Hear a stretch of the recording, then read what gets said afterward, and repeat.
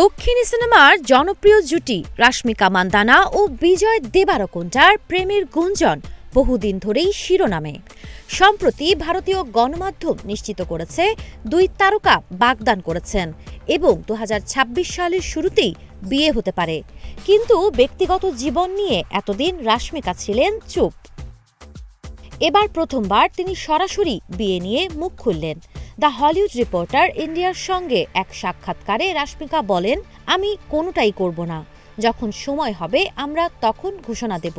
ভক্তরা মনে করছেন এই উত্তরই তাদের সম্পর্কের প্রথম স্বীকারোক্তি।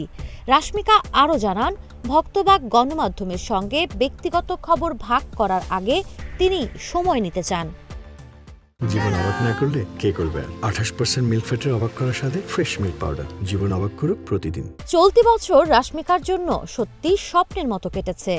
ছাবা দিয়ে শুরু করে দ্য গার্লফ্রেন্ড পর্যন্ত তার অভিনীত 5টি সিনেমা 2025 সালে বক্স অফিসে 1300 কোটি রুপির বেশি আয় করেছে।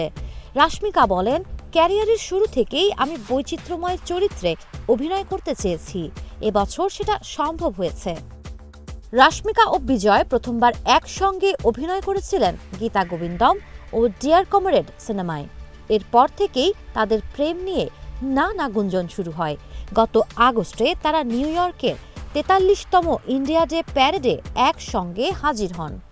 এছাড়া ভারত বিয়ন্ড বর্ডার্স অনুষ্ঠানে দুজনকে একসঙ্গে দেখা যায়। 2024 সালে দুজনই জানিয়েছিলেন তারা সিঙ্গেল নন, তবে কোনো সঙ্গীর নাম প্রকাশ করেননি। এবার রাশমিকার সরাসরি জবাব যে গুঞ্জনকে বাস্তবে রূপ দিতে পারে, সেই নিয়েই আলোচনা শুরু হয়েছে। ভক্তদের অপেক্ষা এখন শুধু সেই আনুষ্ঠানিক ঘোষণার।